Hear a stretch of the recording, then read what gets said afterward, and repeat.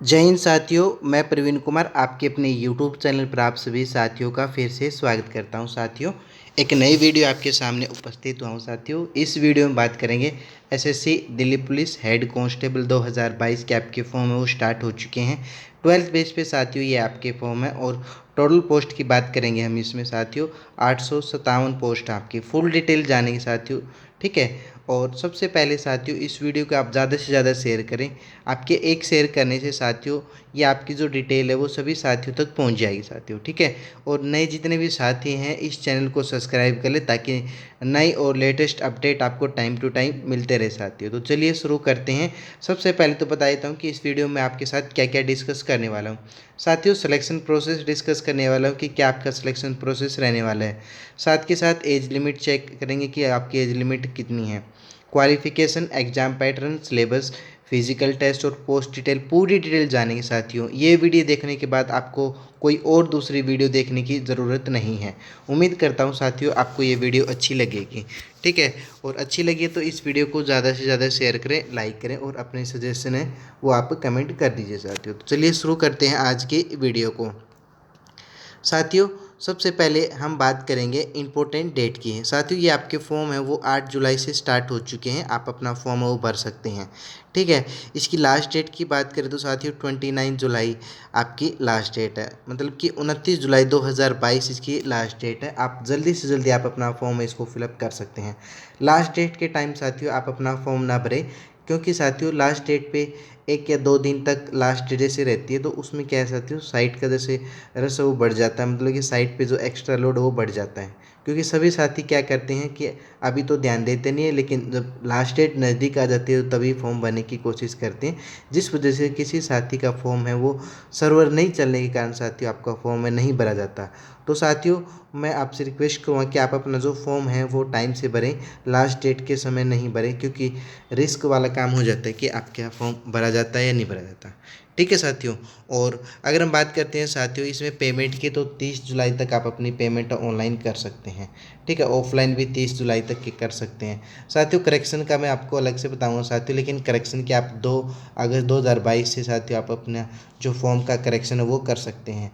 लेकिन आपको फॉर्म है वो बड़े ध्यान से भरना है साथियों, आपको करेक्शन की ज़रूरत ही ना पड़े, आपको ऐसा फॉर्म भरना है साथियों। ठीक है, अगर आप करेक्शन करते हैं तो उसका अलग से चार्जेज है, नेक्स्ट पेज में इसके लिए बात करेंगे। एग्ज़ाम डेट की बात करें साथियों तो ये नवंबर 2022 में आपकी जो एग्ज़ाम होने की संभावना हो सकती है। ठीक है, एग्ज़ाम से रिलेटेड मैं आपके सामने वीडियो बना दूंगा साथियों। ठीक है, ज़्यादा से ज़्यादा साथियों इस वीडियो को शेयर करें। नेक्स्ट अपडेट है आपके लिए साथियों एप्लीकेशन फ़ी की। जैसे कि आपको पता है एसएससी का आप कोई भी फॉर्म भरते हैं तो उसमें आपकी साथियों 100 रुपीज़ फ़ीस रहती है। SC ST और एक्स सर्विसमैन की कोई भी फ़ीस नहीं है। साथ में किसी भी कैटेगरी की जैसे फीमेल कैंडिडेट इस फॉर्म को अप्लाई करती हैं तो उसकी कोई भी फ़ीस नहीं रहने वाली है। ठीक है साथियों, और अगर हम बात करते हैं साथियों आपने फॉर्म भर दिया लेकिन उसमें कुछ मिस्टेक हो गई है, ठीक है, तो उसमें साथियों आप क्या है अपना फॉर्म वो करेक्शन कर सकते हैं। जैसे कि मैंने अभी पिछले पेज में बताया 2 अगस्त से आप अपना फॉर्म है वो करेक्शन कर सकते हैं। लेकिन साथियों फर्स्ट टाइम आप करेक्शन करते हैं तो आपको फ़ी पेमेंट करनी पड़ेगी, मतलब कि 200 रुपीज़ आपको पे करना पड़ेगा करेक्शन चार्ज। ठीक है, अगर आप सेकंड टाइम करते हैं तो आपको 500 रुपीज़ आपको पेमेंट करनी पड़ेगी सेकंड टाइम करेक्शन के लिए।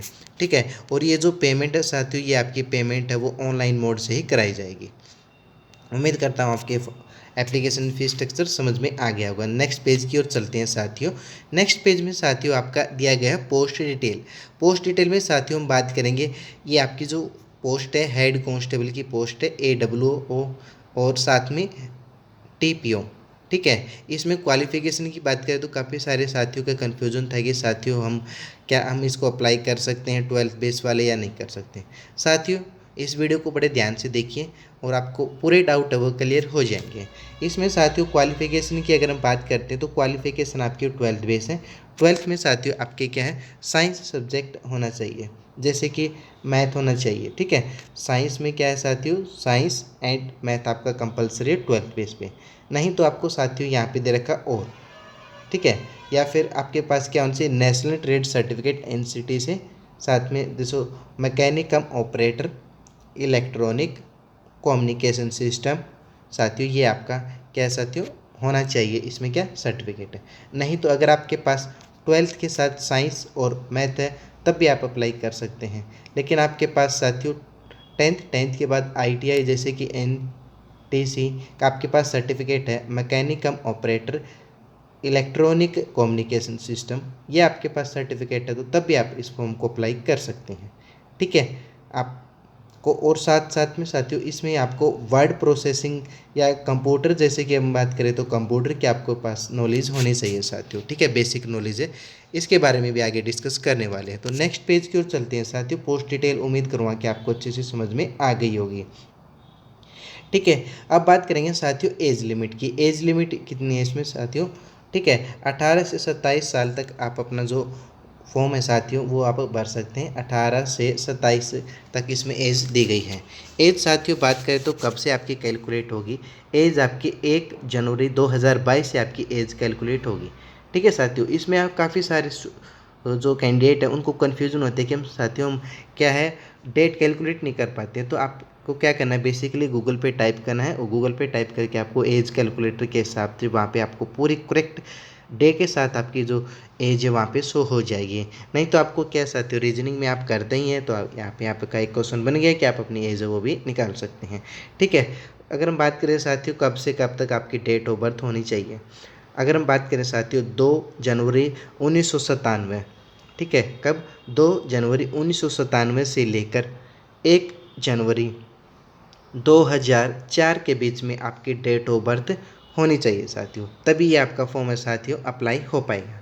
ठीक है, एज रिलैक्सेशन अलग से इसमें क्या साथियों रूल दिए गए हैं। इसके लिए आपको पूरा नोटिफिकेशन है वो दिल्ली पुलिस की जैसे वेबसाइट है या फिर SSC की वेबसाइट है, इस पर फुल्ली डिटेल क्या साथियों नोटिस दिया गया, तो वो आपको इसको रीड कर सकते हैं। ठीक है साथियों, एज आपको यहाँ पे दी गई है 18 से 27 तक। इसमें साथियों नेक्स्ट पेज में बात करेंगे सिलेक्शन प्रोसेस क्या रहने वाला है दिल्ली पुलिस हेड कांस्टेबल का। साथियों सबसे पहले तो आपका एग्ज़ाम होगा, रिटर्न एग्ज़ाम, वो आपको क्वालिफाई करना होगा। ठीक है, इसमें साथियों आपका उसके बाद होगा PE और फिर PMT।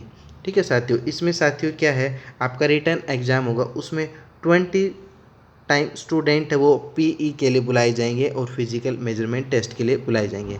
उसके बाद आपका ट्रेड टेस्ट होगा साथियों, कंप्यूटर टेस्ट होगा, फिर आपका DV होगा। ठीक है, डॉक्यूमेंट्स वेरिफिकेशन होता है इसका फुल फॉर्म, तो DV होगा। उसके बाद आपका मेडिकल होगा, फिर आपकी मेरिट लिस्ट बनेगी साथियों। ठीक है, ये है step by step selection process. चलिए आगे नेक्स्ट पेज की ओर हम चलते हैं। नेक्स्ट पेज में साथियों हम बात करेंगे पोस्ट डिटेल के बारे में। पोस्ट डिटेल जैसे कि यहाँ पे आप देख सकते हैं सभी कैटेगरी वाइज मैंने यहाँ पे एक टेबल के माध्यम से आपको बताया है कि इसमें आपकी जो मेल की है और फीमेल की अलग अलग वैकेंसी दी गई हैं, तो आप इसको टोटल देख सकते हैं।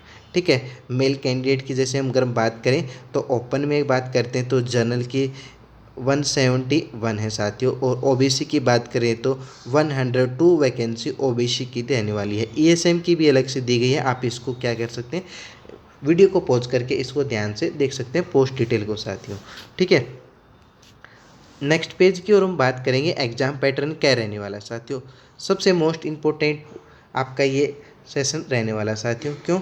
क्योंकि सबसे पहले आपको क्या है साथियों रिटर्न एग्ज़ाम क्वालिफाई करना है, और रिटर्न एग्ज़ाम में आपको ये नहीं पता कि क्या क्या आएगा, तो उसका आपका एग्ज़ाम देने का कोई फ़ायदा नहीं है। सबसे पहले तो साथियों आपको एग्ज़ाम पैटर्न चेक करना है, और जो एग्ज़ाम में वहाँ पे साथियों ऑफिशियली नोटिस है वो भी मैं इसमें ओपन करके बताऊँगा आपको कैसे तैयारी करनी है, हर एक टॉपिक को लेकर आपको क्लियर करना है साथियों। ठीक है, तो बेसिकली मैं सब्जेक्ट बताऊंगा। सबसे पहले यहाँ पे सब्जेक्ट की बात करें तो साथियों इसमें जनरल अवेयरनेस है, इसमें 20 क्वेश्चन रहेंगे और 20 मार्क्स के ही रहने वाले हैं। साइंस रहने वाले हैं साथियों 25 क्वेश्चन आपके जनरल साइंस के हैं, और आपके मार्क्स भी 25 सेम रहने वाले हैं। ऐसे साथियों 25 आपके मैथमेटिक्स के हैं और 25 ही मार्क्स के हैं। रीजनिंग के 20 क्वेश्चन हैं साथियों और 20 मार्क्स के हैं। साथ के साथ साथियों आपको कंप्यूटर के 10 क्वेश्चन मिलेंगे 10 मार्क्स के। अगर हम बात करें साथियों बेसिकली टोटल आपके 100 क्वेश्चन है 100 मार्क्स के। साथियों इसमें बात करें साथियों इसमें आपके कोई भी नेगेटिव मार्किंग नहीं है। आप CBT का एग्ज़ाम देने जाओगे तो आपको टोटल अटैम्प्ट करने हैं साथियों। ठीक है, और आपका टाइमिंग की बात करें तो आपका यानी कि 1.5 घंटा आपको टाइमिंग मिलेगा, टाइम ड्यूरेशन, मतलब कि आपको 90 मिनट मिलेंगे 100 क्वेश्चन सोल्व करने के। ठीक है साथियों, हम बात करेंगे पूरी फुल डिटेल से ऑफिशियल नोटिफिकेशन के कुछ क्लिप उठाकर, जिसमें आपके यहाँ पे दिए गए हैं क्या सिलेबस। ठीक है साथियों, ये मैंने ऑफिशियली नोटिफिकेशन वहाँ से आपकी कुछ क्लिपें वहाँ से उठाई हैं। इंपॉर्टेंट पॉइंट मैं आपके साथ डिस्कस करने वाला हूँ। जैसे कि साथियों यहाँ पे आप देख सकते हैं 16 नंबर पॉइंट पे ए ऑप्शन पे दिया गया है जनरल अवेयरनेस डिफाइन कर रखा है साथियों कि क्या आपका जनरल अवेयरनेस में रहने वाला है। सबसे पहले साथियों ये आप पूरी डिटेल पढ़ सकते हैं ऑफिशियल नोटिफिकेशन से, लेकिन मैं इसमें मेन बातें वो डिस्कस करने वाला हूँ। जैसे कि यहाँ पे क्या क्या है साथियों, the test will also include question related to Indian. आपके जितने भी क्वेश्चन होंगे वो रिलेटेड रहेंगे इंडिया से, नेबर कंट्री से, ठीक है, special partnering country of history, ठीक है, इंडिया से रिलेटेड कोई भी आपकी जो कंट्री है, इंडिया ने कोई वहाँ पे काम किया है या इंडिया की कोई हिस्ट्री है, उससे रिलेटेड आपके क्वेश्चन पूछे जाएंगे। इंडियन इकोनॉमिक आएगी साथियों आपको, ठीक है, जर्नल पॉलिटिकल आएगा आपका, साथ में इंडियन कॉन्स्टिट्यूशन आएगा साथियों, और साइंटिफिक रिसर्च के क्वेश्चन भी आपके यहाँ पे पूछे जाएंगे साथियों, मतलब रिसर्च से रिलेटेड भी आपके क्वेश्चन पूछे जाएंगे। ये है आपका जनरल अवेयरनेस का पार्ट। साथ ही साथ यहाँ पे आप लास्ट लाइन पे पढ़ सकते हैं, these question will be such that they do not require to special study of any discipline, मतलब कि कोई भी स्पेशल डिसिप्लिन के लिए कोई भी अलग से स्टडी करने की यहाँ पे रिक्वायर नहीं है। ठीक है साथियों, अब बात करेंगे साथियों जनरल साइंस में क्या रहने वाला है। साथियों जनरल साइंस में आपका क्या रहेगा, आपके सब्जेक्ट हैं फिजिक्स केमिस्ट्री मैथ। आपने 12th PCM से करी है तो आपके पास साथियों मैथ तो होगा ही, केमिस्ट्री भी होगी और फिजिकल एजुकेशन फिजिक्स भी रहेगी साथियों। ठीक है, तो इसमें क्या है साथियों, फिजिक्स में जैसे कि यहाँ पे आप टॉपिक देख सकते हैं, आपको क्या है understand basic concept of topic, जैसे कि थर्मोडायनेमिक रहने वाली है, और आपकी मशीन्स न्यूटन्स ला, ठीक है, gravity, motion, pressure, unit of measurement, sound, heat and temperature, electronics, magnetism, Ohm's law, number system, fibres, optics, mode of communication. साथियों बेसिकली क्या है साथियों, ये आपका जो एग्ज़ाम होगा ना वो आपका 12th बेस पे होगा, मतलब कि जो आपके 12th में सभी टॉपिक है ना वो आप NCERT से क्लियर करके आप अपने ये सभी टॉपिक है वो क्लियर कर सकते हैं। जैसे कि केमिस्ट्री में बात करें तो केमिस्ट्री में क्या रहने वाला है, केमिस्ट्री में देखते हैं कि आप केमिस्ट्री ऑफ एवरीडे लाइफ, यानी कि आपका 11th क्लास का आपका NCERT का फर्स्ट लेसन है, ठीक है, बेसिक है। कॉमन यूजेज केमिकल, मतलब कि कॉमन यूजेज क्या है केमिकल के वो आपको यहाँ पे रहने वाला है। Important catalyst reaction, commercial application of chemicals and physical change. ठीक है साथियों, डेफिनेशन बेसिक क्वेश्चन रहने वाले हैं। एसिड जैसे कि sulphuric acid, chloric acid question रहने वाले हैं। Atomic number, element and their symbol and electronic chemistry यहाँ पे एक्सेट्रा रहने वाली है साथियों। बेसिकली आपका 12th का आपका पूरा सिलेबस है वो यहाँ पे दिया गया है। मैथमेटिक्स में अगर बात करें साथियों, जैसे कि आप रेगुलर स्टडी करते हैं कंपटीशन के, तो नंबर सिस्टम रहने वाला है। Ratio and proportion, percentage, average, simple, compound interest, profit loss, discount, time distance, ठीक है साथियों, और एलजेब्रा इक्वेशन रहने वाले। Geometry, mensuration, trigonometry, data interpretation, sequence and series साथियों इससे रिलेटेड आपके यानी कि permutation and combination and simplification रहने वाला है। ये सभी टॉपिक आपको साथियों 9th 10th 11th 12th में आपके सभी ये टॉपिक है वो मिल जाएंगे।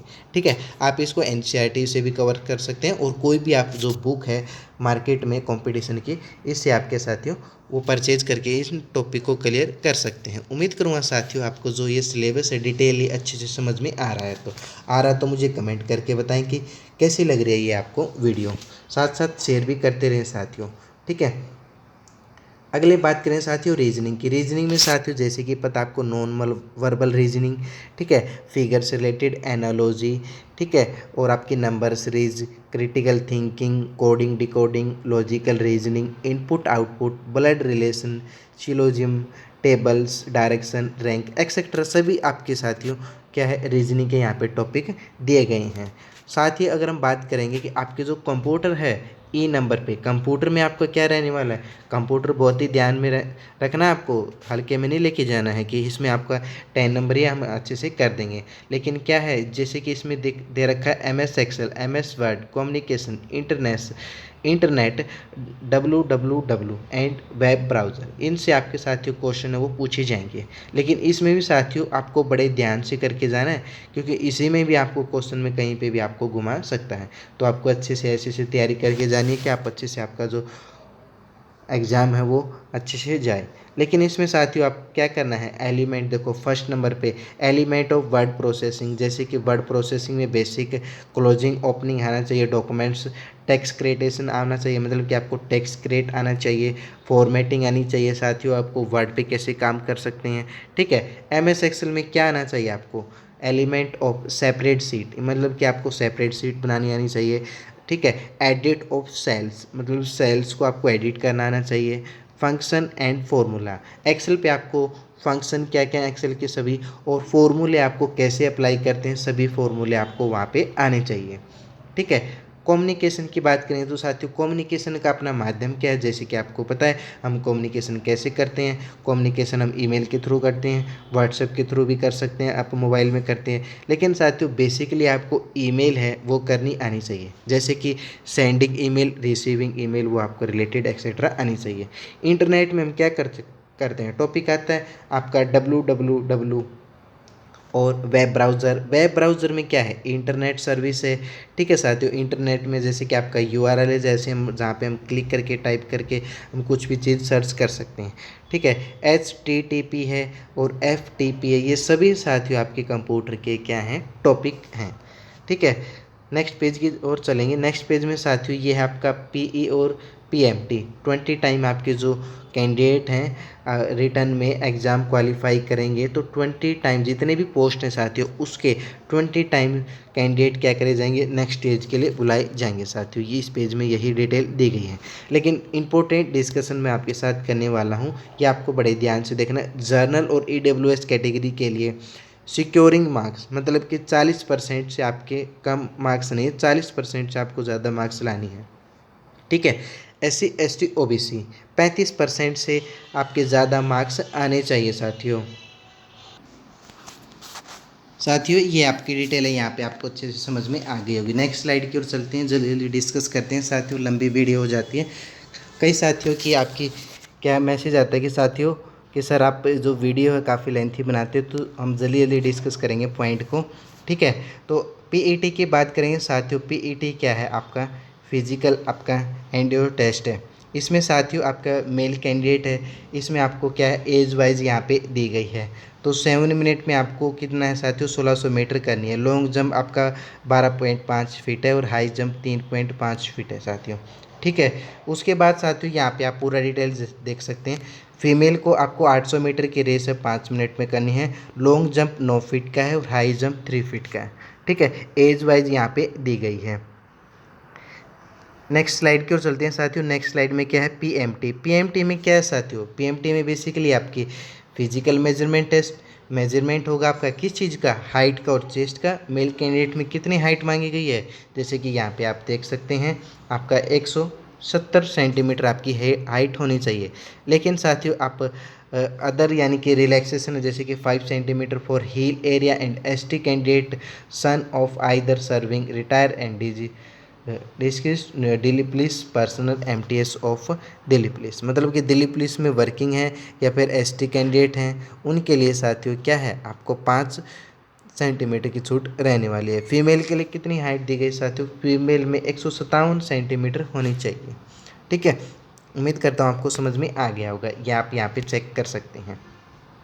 और चेस्ट में साथियों मेल कैंडिडेट की चेस्ट आपकी 81 से 85 के बीच में होनी चाहिए, विद कितना 5 सेंटीमीटर का एक्सपेंडेशन होना चाहिए साथियों। ठीक है, उम्मीद करता हूँ आपको ये अच्छे से समझ में आ गया होगा साथियों। ये था आपके साथियों वीडियो। कैसी लगी आपको वीडियो मुझे कमेंट करके बताएं। और आज की वीडियो में इतना ही साथियों। Thank you for watching and like and subscribe. कोई भी कमेंट रहता तो आप मुझे क्या साथियों हमेशा की तरह आप अपना कमेंट है वो कर सकते हैं साथियों। आज की वीडियो में इतनी बात करेंगे। धन्यवाद, जय हिंद साथियों, वीडियो के साथ जुड़े रहने के लिए।